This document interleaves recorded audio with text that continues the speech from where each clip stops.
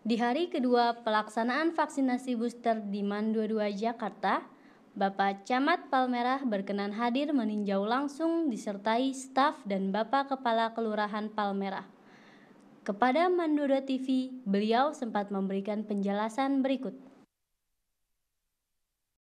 Ya, terima kasih kaitan dengan COVID, perkembangan COVID yang ada di wilayah Kecamatan Palmerah. Memang dampak dari vaksinasi 1 dan 2 ini bisa menekan. Ini mungkin salah satu instrumen untuk menekan perkembangan COVID yang ada di wilayah Kecamatan Palmerah. Salah satu itu kenapa? Karena membangun imunitas bagi masyarakat yang ada. Oleh karena itu kita semua sudah melakukan, baik dari masyarakat RT, RW, lurah sampai dengan tingkat kecamatan berkolaborasi. Kita bersinergi dengan unsur-unsur yang ada di wilayah Kecamatan Palmerah, yaitu di bawah unit sektor dari kesehatan. Kita melakukan kegiatan vaksinasi dengan 3 pilar. Di sini kita berkolaborasi sehingga target yang tadinya kuning sekarang sudah mencapai hijau untuk 1 dan 2. Untuk ke depan pelaksanaan ini kita saat ini pula dapat dukungan dari 3 pilar melaksanakan kegiatan vaksinasi di wilayah Kecamatan Palmerah baik pagi, siang, dan malam dengan unsur TNI dan Polri. Inilah mungkin gerakan vaksinasi merdeka berkembang dengan nama yang lain, tapi intinya adalah meningkatkan imunitas kepada masyarakat di wilayah Kecamatan Palmerah yang kita cintai.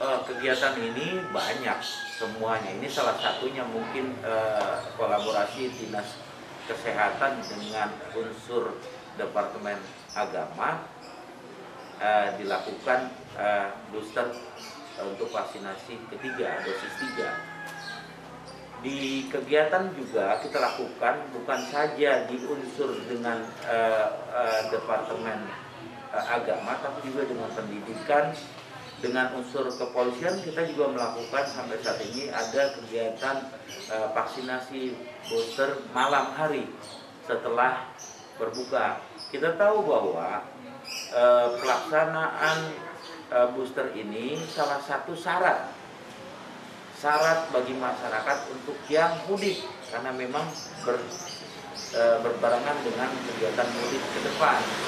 Nah, oleh karena itu mungkin untuk meningkatkan animo masyarakat di sini perlu adanya sosialisasi. Bukan saja kita berkolaborasi dalam bekerja untuk melayani, tapi ada sosialisasi yang perlu disampaikan, informasi yang perlu disampaikan kepada masyarakat bahwa pelaksanaan booster ketiga ini, dosis 3 ini bukan saja untuk siswa, tapi juga untuk masyarakat umum, untuk keluarga besar. Dari Departemen Agama di sini ada Ibtidaiyah, ada Diniyah, ada Tanawiyah, ada Aliyah. Kenapa dipilihnya di MAN 22 ini? Karena memang kita lihat dari tempat lokasinya, terus juga dari unsur pendidikan yang ada, 17 sampai 18 ke atas adalah siswa di MAN.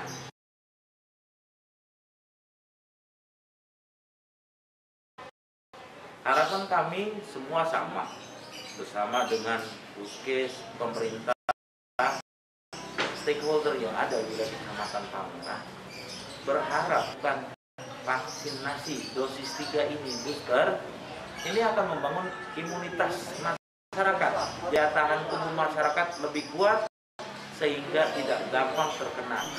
Nah, ini salah satu untuk menekan perkembangan COVID yang ada di wilayah Kecamatan.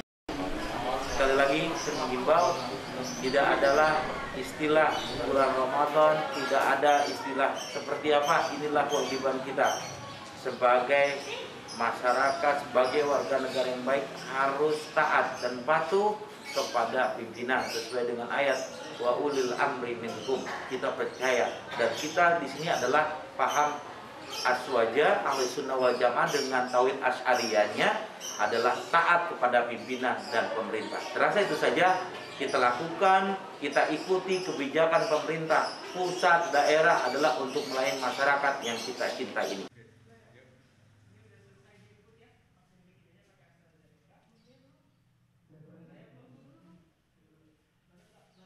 Sampai hari kedua ini, animo masyarakat sekitar masih belum terlihat. Dari keterangan panitia, peserta vaksinasi masih jauh dari yang ditargetkan.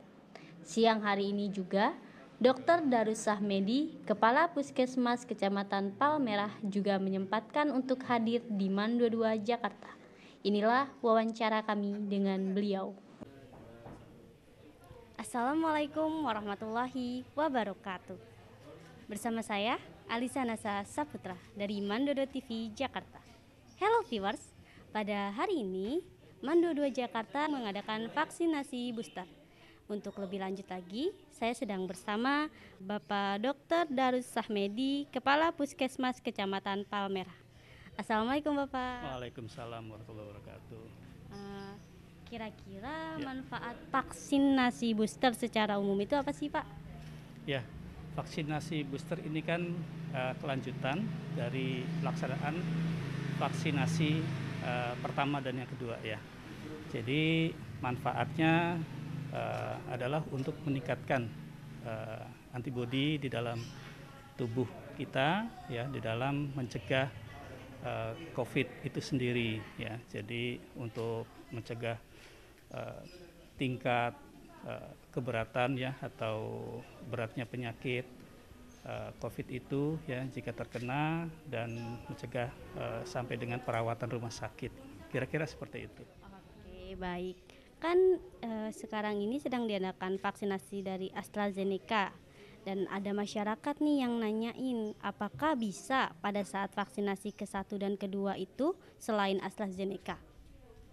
Ya, itu yang disebut dengan vaksinasi primernya ya. Jika vaksinasi primernya 1, kedua menggunakan vaksin katakanlah AstraZeneca, maka untuk boosternya bisa juga ya dengan vaksin lain, tentunya dengan ketentuan ya, aturan dan ketentuannya. Tetapi memang itu semua tergantung dari ketersediaan vaksin yang ada. Ya, jadi semua vaksin bagus. Yang tersedia itu bagus semuanya ya, jadi dalam penggunaannya kita tergantung ketersediaan dari vaksin yang ada gitu. Kira-kira nih efek samping dari vaksin booster itu apa aja sih Dok? Kita menyebutnya dengan KIPI ya, atau kejadian ikutan pasca imunisasi ya. Jadi KIPI ini sering terjadi dengan gejala yang ringan ya, misalkan demam tapi ringan ya, ataupun mungkin badan linu tapi ringan ya. Ini sesuatu hal yang lumrah dan sering terjadi tapi ringan sekali ya. Bahkan ada juga yang bahkan tidak merasakan itu gitu. Jadi kita sebutnya dengan KIPI tadi. Sampai hari kedua ini animo masyarakat di sini masih rendah.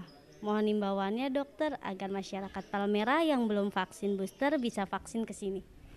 Ya, vaksin booster ini kan salah satu tujuannya lagi adalah menciptakan herd immunity atau kekebalan imunitas, kekebalan kelompok ya, komunitas di masyarakat ya. Jadi dengan kita bersama-sama semua dengan vaksinasi ya, vaksinasi booster untuk membuat imunitas di masyarakat kita ya, sehingga yang kita harapkan walaupun saat ini kasus COVID sudah sangat menurun ya, tetapi kita untuk jangka panjang ya ke depan kita harapkan kasus COVID ini sudah bisa lenyap ya dari negara kita, dan kita sudah memiliki kekebalan, dan kita bisa beraktivitas kembali, yang sekolah bisa bersekolah seperti biasa, orang yang bekerja bisa bekerja seperti biasa ya, dan semuanya bisa pulih seperti sedia kala.